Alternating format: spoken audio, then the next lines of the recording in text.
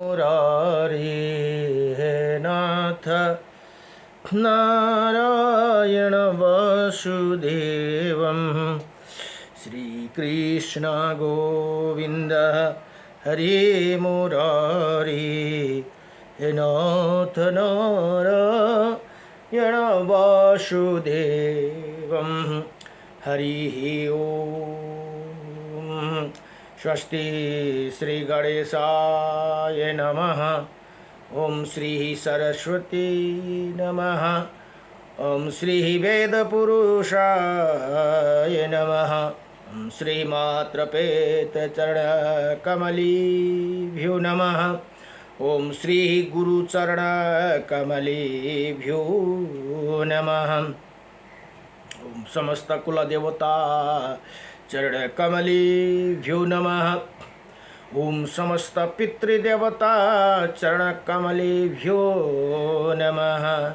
कृष्णं नारायणं वन्दे कृष्णं वन्दे व्रजप्रियं कृष्णं द्वैपायनं वन्दे कृष्णं वन्दे प्रीतासुतं वासुदेवं सुता देवकंसचारुणमर्दनं देवकी परमानन्दं कृष्णं वन्दे जगद्गुरुं मुकुं करोति वाचालं पङ्गुं लङ्घयते गिरिं यत्कृपातमहं वन्दे परमानन्दमाधवं कस्तूरितिलकं ललाटपटले वक्षस्थले कौस्तुभं नासाग्रे वरमौक्तिकं करतले वेणुकरे कङ्कणं सर्वज्ञ हरिचन्दनसुललितं कण्ठे च मुक्तं बलि गोपास्त्रीपरिवेष्टितो विजयते गोपालचूडामुनिः वंशी विभूषितकर्णं नवनीरदाभात पीताम्बरदारुणाभिमा फलाधरोष्टः पूर्णेन्द्रसुन्दरमुखः दरविन्दनेत्रात् कृष्णात्परं किमपि ततो अहं न जानीहि सच्चिदानन्दरूपायं विश्वोत्पत्यादिहेतवे त्रापत्राय विनाशायं श्रीकृष्णाय वयं नमः। ओम कृष्णाय वासुदेवाय हरये परमात्मने प्रणतक्लेशनाशाय गोविन्दाय नमो नमः। हरि ओम नमो भगवते वासुदेवाय नमः। जय जय श्री राधे जय जय श्री राधे मेरी स्वामिनी मैं राधे जू की दास। जन्म जन्म दीजियो मोहे श्री चरण को वास। जन्म जन्म दीजियो मोहे श्री वृंदावन को वास। जय जय राधा रमण हरि जय जय नवल किशोर जय जय गोपी चितचोर प्रभु जय जय माखन चोर। जन्म जन्म दीजियो मोहे श्री चरण को वास। जन्म जन्म दीजियो मोहे श्री वृंदावन को वास। नारायणं नमस्कृतं नरं चैव नरोत्तमं देवीं सरस्वतीं व्यासं ततो जयमुदीरयति। हरि ओम श्री परमात्मने नमः। ओम गुरुर्ब्रह्मा गुरुर्विष्णुः गुरुर्देव महेश्वरः गुरुर्साक्षात् परं ब्रह्म तस्मै श्री गुरुदेव नमः। अखण्डमण्डलकारकं व्याप्तयनं चराचरं तत्पदं दर्शितं येनं तस्मै श्री गुरुदेव नमः। हरि ओम को चरण कमलली भवसागर अवतरण सकूं जब जन्म भयो तब भूल भयो आवा जीव सुधारू पावो परो गुरुदेव हजुरको चरण कमलले भवसागर अवतर्न सकूं। शिष्य भए कति उच्च हुँदा हुन्, नीच भए मेरो छैन मति। सब सम गरी जब ज्ञान दियो, अब गुण गाउन सक्छु कति। जति भज्दछु मेरो शुद्ध हृदयले, अर्जी हयदम नित्य गरो गुरुदेव हजुरको चरण कमलले भवसागर अवतर्न सकूं।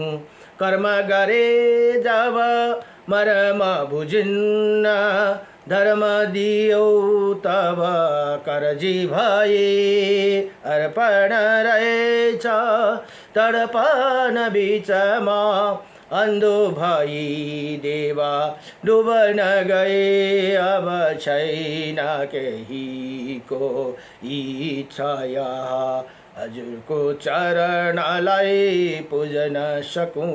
गुरुदेव हजुरको चरण कमलले भवसागर अवतर्न सकूं। नमो भगवती वासुदेवाय नमः। र एउटा स्तोत्र बलि भनेर एउटा पुस्तक छ। यो एउटा स्तोत्र छन्। के स्तोत्र भन्दा श्री विष्णु अष्टम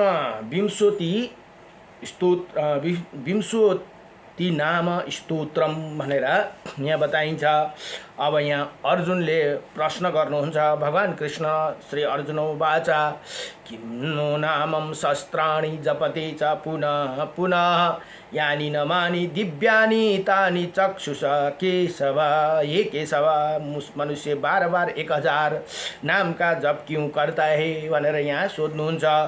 और जो दिव्य नाम है उनका वर्णन कीजिए भनेर यहाँ अर्जुनले भगवान कृष्णसँग प्रश्न गर्नुभयो। अब श्री भगवान उवाच, भगवान भन्नुहुन्छ कृष्ण, मत्स्यं कूर्मं वराहं च वामनं च जनार्दनं, गोविन्दं पुण्डरीकाक्षं माधवं मधुसूदनं, पद्मनाभं शास्त्राक्षं वनमाली हलयुधं, गोवर्धं हरिकेशं वैकुण्ठं पुरुषोत्तमं, विश्वरूपं वासुदेवं रामनारायणं हरिं, दामोदरं श्रीधरं च वेदांगं गणरोध्वजं, अनन्तं कृष्णगोपालं जपति नास्ति पातकं, गावं कोटिप्रणदानस्यम् अश्वमेधस्य च, कन्यादानं शास्त्रणं फलं प्राप्नोति मानव, अमावास्यां या पूर्णिमास एकादश्यं तथैव च, संध्याकाले स्मरे नित्यं प्रातःकाले तथैव च, मध्याह्नं च जपे नित्यं सर्वपापं प्रमोच्यति भनेर यहाँ भन्नुहुन्छ। हे अर्जुन, भगवान भन्नुहुन्छ, हे अर्जुन, अर्जुन मत्स्य कुर्म वराह वामन जनार्दनम, यो भगवानका नाम है। गोविन्दम पुण्डरीकाक्षम माधवम मधुसूदनम, पद्मनाभम शास्त्रक्षण वनमाली हलयुधम, गोवर्धनम हरिकेशौ वैकुण्ठं पुरुषोत्तमं, विश्वरूपं वासुदेवं रामनारायणं हरिं, दामोदरं श्रीधरं वेदांगम गणरोध्वजं, अनंतम और कृष्ण गोपालम। इन नामों जप करने वाला मनुष्य का भीतर पाप नहीं रहते भनेर यहाँ बताउनुहुन्छ। यो नाम डेली हामीले यति नाम जप्ने गऱ्यौँ भने हाम्रो भित्र पाप वास गर्नु पाउँदैनन् अरे भनेर यहाँ भगवान बताउनुहुन्छ। पाप नहीं रहता, वो 1 करोड़ गौ दान और 100 अश्वमेध और 1000 कन्या दान को फल प्राप्त करता है। यो मन्त्रले स्तोत्रले यस्तो ज्यादा फल पाइन्छन्। तथा करता अमावास्या भनेको औँसी पूर्णिमा तथा एकादशीको दिन नभा प्रतिदिन स्वयं प्रातः एवं मध्यम, स्वयं भनेको बेलुका, प्रातः भनेको बिहान, मध्यम भनेको दिउँसो, मध्य दिउँसो समय। इन तीनों नामों का स्मरण पूर्वक जप करने वाला मनुष्य को संपूर्ण पापों से मुक्ति हो जाते हैं भनेर यहाँ बताउनु भयो। यति ही श्री यो स्तोत्र बलिको श्री विष्णु अष्टमो विंशति नाम स्तोत्रम संपूर्णम। नमो भगवते वासुदेवाय, हरे परमात्मने नमः, प्रणतक्लेशनाशाय गोविंदाय नमो नमः। नारायणं परं ब्रह्म, नारायणं परं तपः, नारायणं परं देव, सर्वनारायणं सदा। श्रीरामाय रामभद्राय, श्रीरामचंद्राय वेदसी, श्रीरघुनाथाय नाथाय सीताय पतये नमः। जय जय श्री राधारमण भगवान को, जय जय लक्ष्मी नारायण भगवान को, जय जय श्री रामचंद्र भगवान को, जय जय उमापति शंकर भगवान को। आई का छौ इस जगत महा, सबले लिनु हो सहरी का नाम। मोदास युगनाथ को शवमा राधे राधे श्याम। हरे राम र अहिले श्री बराह पुराण अध्ययन हुँदैछन्। बराह पुराणमा जम्मा 10,000 श्लोक भनेर बताइएको छ नि, 182 अध्याय। अब हिजोसम्म 117 को प्रसङ्ग, हिजोको प्रसङ्ग अति महत्त्वपूर्ण थियो है। सबैले हिजोको अरू नसुने पनि हिजोको 117 अध्याय चाहिँ अवश्य सुन्ने होला। किनभने भगवानलाई पूजा गर्दा हामीले के गल्ती गर्छौँ, त्यो गल्ती सानो सानो गल्तीले हाम्रो भगवानको पूजा पूरा हुँदैनन् भनेर हिजोको प्रसङ्गमा भगवानकी सेवा में परिहार्य भनेको हामीले खेलाची भन्छ नि एउटा हो। त्यो 32वटा अपराध हुन्छ भगवानलाई हामीले खेलाची गरेर पूजा गर्दा। कोही पूजा गर्नेको धेरै मान्छेहरूको त्यो आदत हुन्छ, मेरै पनि कतिवटा आदत थियो। अब यो सुनेपछि मलाई पनि थाहा भयो, नभए मलाई पनि थाहा थिएन कतिवटा कुरा। यहाँ हिजोको प्रसङ्ग बडो महत्त्वपूर्ण प्रसङ्ग छ, अरू नसुने पनि बराह पुराणको 117 अध्याय चाहिँ अवश्य सुन्नु होला। अब आज 118 र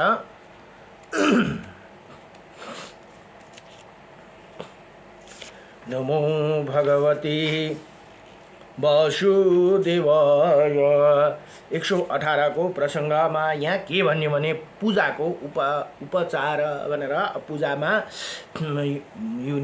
हुने उपचारको विषयमा यहाँ बताउनुहुन्छ। अब यहाँ प्रसङ्ग कसको छ भन्दा पृथ्वी माताले प्रश्न सोध्नुहुन्छ भने स्वयं बराह भगवान बताउनुहुन्छ।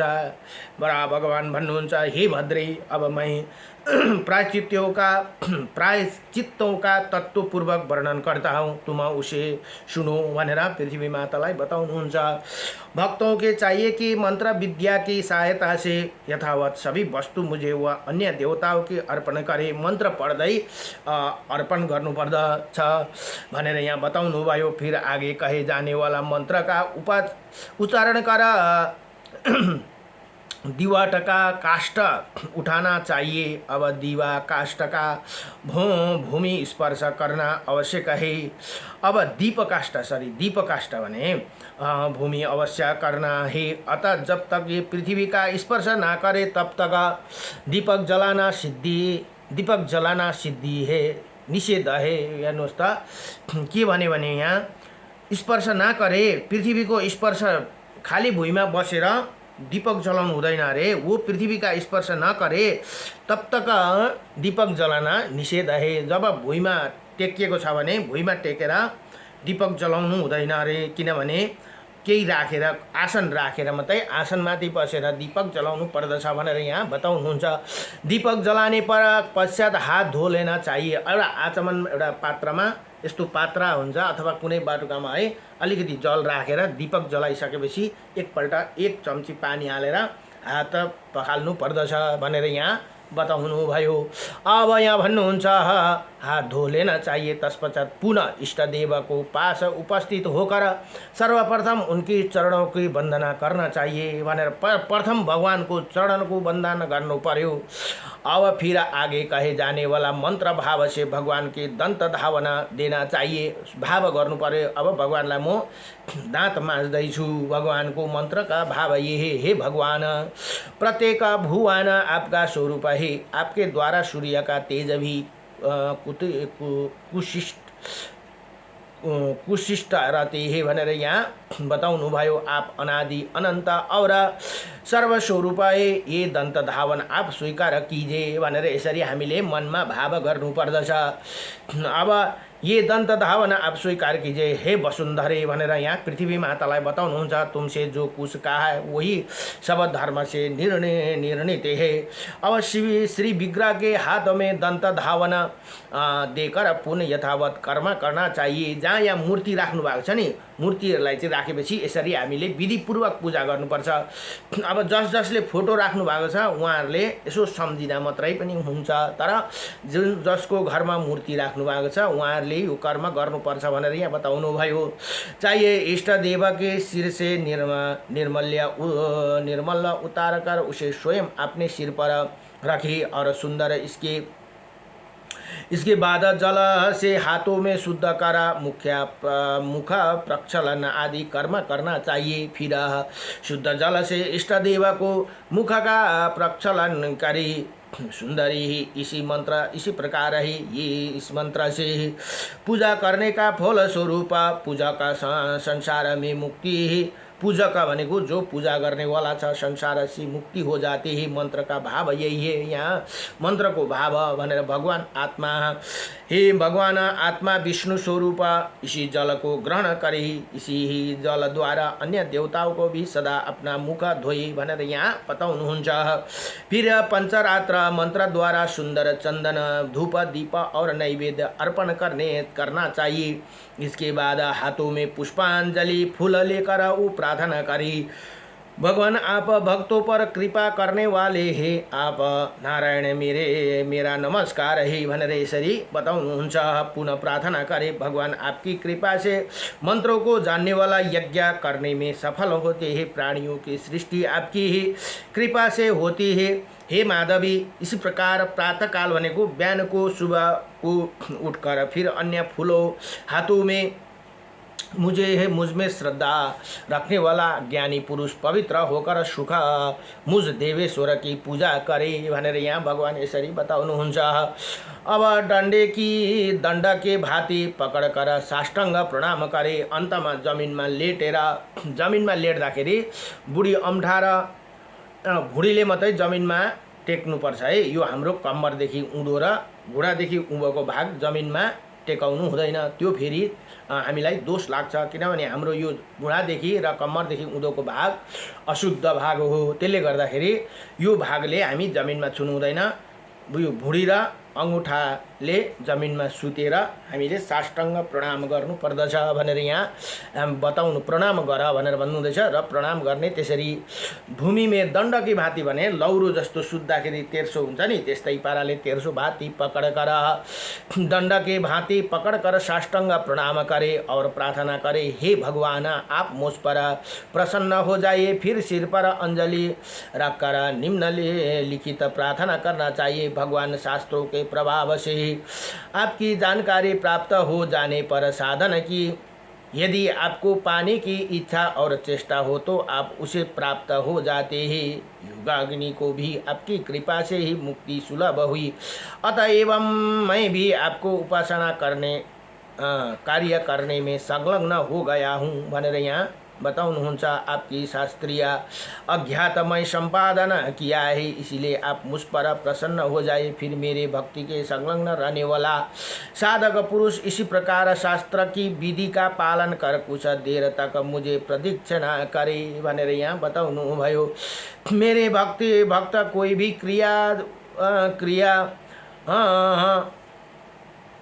क्रिया उतावलेपन से ना करे, भगवान को भक्ति गर्दा कहिले पनि उताउलोपन हामीले जिस्केर अथवा रेला गरेर भनिन्छ नि त्यस्तो गर्नु हुँदैन भनेर यहाँ बताउनु भयो।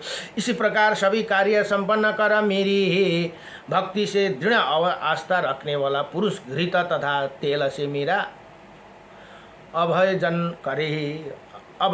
यजन करे कार्य संपादन करने वाला मंत्रज्ञ व्यक्ति तेल घृत आदि स्नेह पदार्थ की और लक्ष्य कर एकाग्र चित्त से इस प्रकार उच्चारण करे, हे लोकनाथ प्रेम के साथ ये इष्णगदह भने को ये सुगंधित पदार्थ लेकर आपके अपने हाथों में अर्पण कर रहा हूँ।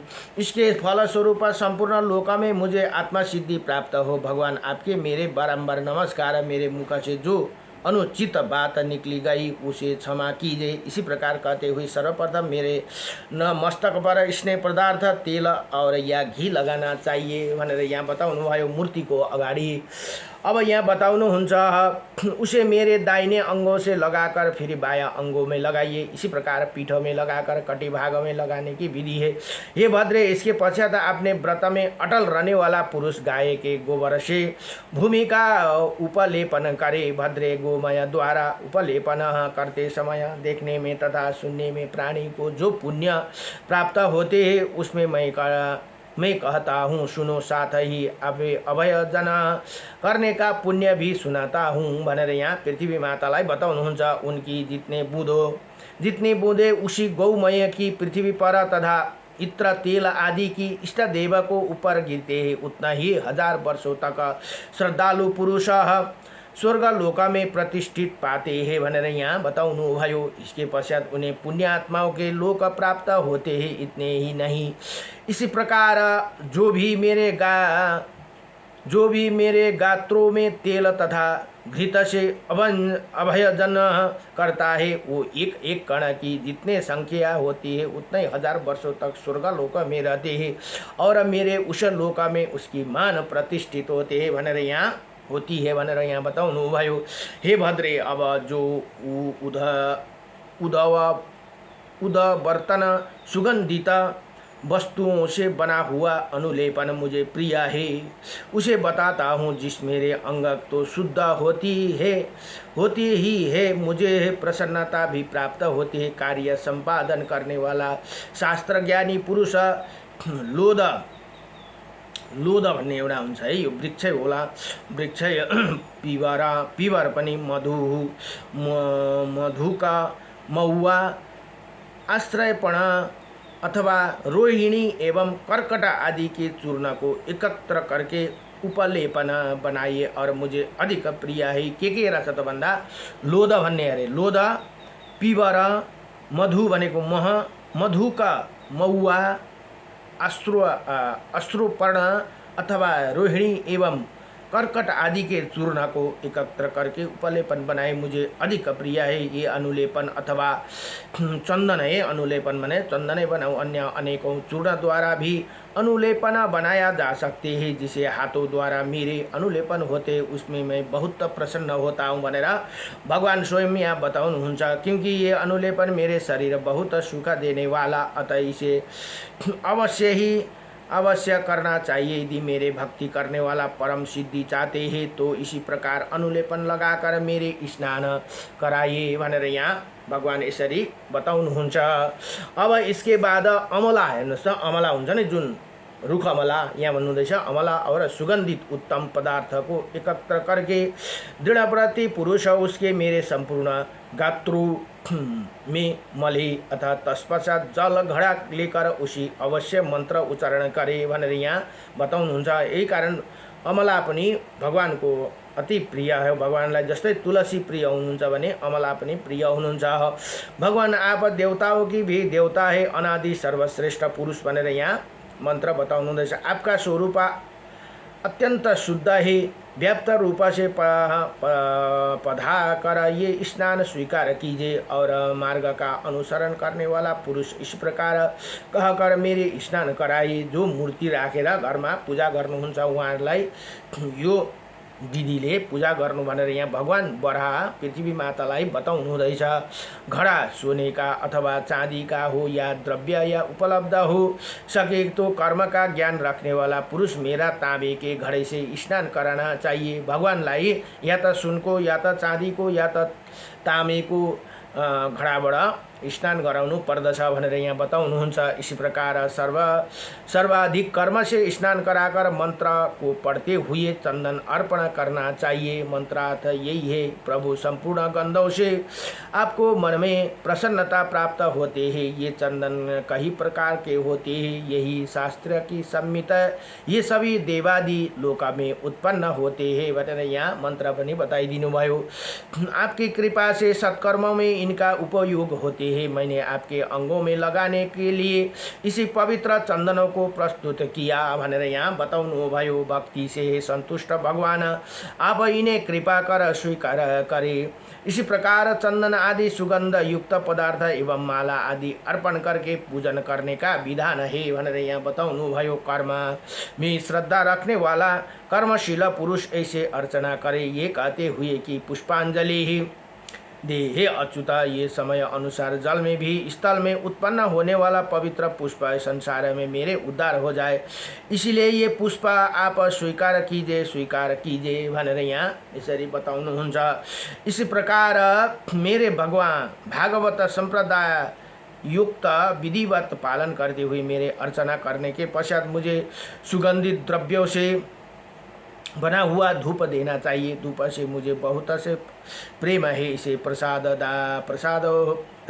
प्रदान से दाता को पितृलोक की आत्मा पवित्र हो जाती है। धूप जलाउँदा के हुन्छ रे भन्दा मातृ पितृ लोकों की आत्मा पवित्र हो जाती है भनेर यहाँ बताउनु भयो। विधि के साथ धूप, अच्छा धूप जलाउँदाखेरि हामी पहिले जलाउँछौँ नि, पहिला होइन रहेछ है। पूजा सकेर अन्तिममा धूप देखाउनु पर्दो रहेछ। यहाँ भन्नु हिजोको प्रसङ्गमा पनि आएको छ। धूप अन्तिममा हामी चाहिँ पहिले धूप बालेर घुमाएर अनि मात्रै फुल मालाहरू चढाउँछौँ, त्यो नगर्नुपर्ने रहेछ। पहिला फुल चढाएर चन्दन अक्षता फुल चढाएर मात्रै अन्तिममा सबै कार्य सकेर अन्तिममा मात्रै धूप घुमाउनु पर्ने रहेछ। यहाँ भन्नुहुन्छ धूप साथ लेकर ये मंत्र पढ़ना चाहिए। मंत्र का भाव यही भगवान ये दिव्य धूप बहुत से सुगंधित द्रव्यों से संपन्न है, इसमें वास्तविक रस भी सम्मिलित है। जन्म मृत्यु से मोक्ष है, मुझे मोक्ष मिल गया, इसलिए मैं आपका ये धूप निवेदित करता हूँ भनेर यहाँ बताउनुहुन्छ। आप इसे स्वीकार करने की कृपा कीजिए। भगवान संपूर्ण देवताओं के तथा प्राणियों के लिए शांति सुलभ हो, मैं भी सदा शांति से संपन्न रहूँ। ज्ञानियों की योग भावी मैं शांति से आप धूप ग्रहण करें। आपको मेरा नमस्कार है। हे जगत गुरु, आपको अतिरिक्त इसी संसार से मेरे उद्धार करने वाला दूसरा कोई नहीं है भनेर यहाँ बताउनु भयो। इसी प्रकार माला, चंदन, अनुलेपन आदि सामग्रियों से पूजा करके रेशमी वस्त्र, स्वच्छ वस्त्र जिसका कुछ भाग पीले रंग का हो निवेदित करना चाहिए। ऐसे अभय चरणा करके ही उपरांत सिर पर अंजलि बांधे हुए उसी मंत्र का पाठ करे ही। मंत्र का भाव यही है, संपूर्ण प्राणियों की रक्षा करने वाला भगवान आप पुरुषों में श्रेष्ठ लक्ष्मी आपके पास शोभा पाती है।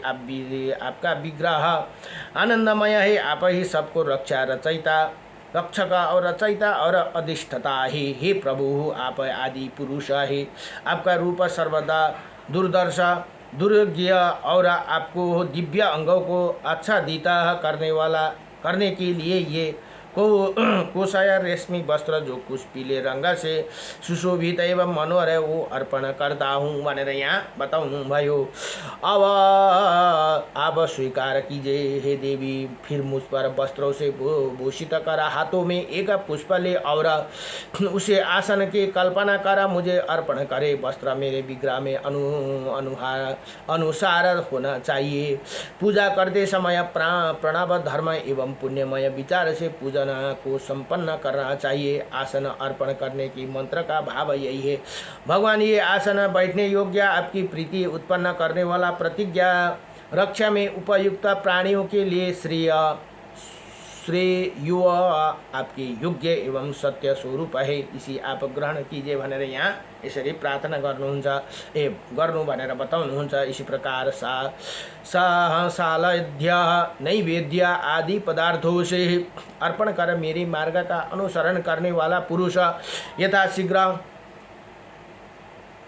कल्पिता मुख प्रक्षालन देने के लिए उदत हो जाए, पुनः पवित्र होकर देवताओं के लिए स्तुति करे। आप सभी लोग भागवत परायण हो, फिर वो उत्तम जल लेकर अपनी शुद्ध करे। ये भगवान का नैवेद्य अर्पण करने से शेष अर्पण करके शेष प्रसाद हटा दे। इसके उपरांत हाथों में तांबूल लेकर ये मंत्र पढ़े। तांबूल भनेको पान, मंत्र का भाव यही है, जगत प्रभु इसी तांबूल संपूर्ण सुगंधित पदार्थों से संयुक्त है, देवताओं के लिए सम्यक प्रकार से अलंकार का कार्य देता है। आप इसे स्वीकार करें, साथ ही आपकी प्रतिमा के प्रभाव से हमारा भाव विशिष्ट हो जाए। भगवान आपकी ही प्रसन्नता के लिए श्रीमुख में ये श्रेष्ठ अलंकार अर्पण किया है। इसी से मुख की शोभा बढ़ती, अतः आप इसे ग्रहण करने की कृपा करें। मेरा भक्त इन उपचारों से मेरा आराधना करे, इसके परिणाम स्वरूप वो सदा मेरे महान लोकों में प्राप्त वहाँ नित्य निवास करता है भनेर यहाँ बताउनु भयो। यति भनेर श्री वराह पुराणको 118 अध्यायमा 118 अध्यायको पूजा का विधि का प्रसंग संपूर्ण समाप्त भयो। नमो भगवते वासुदेवाय कृष्णाय वासुदेवाय हरे परमात्मने नमः। प्रणत क्लेशनाशाय गोविंदाय नमो नमः। श्री कृष्ण गो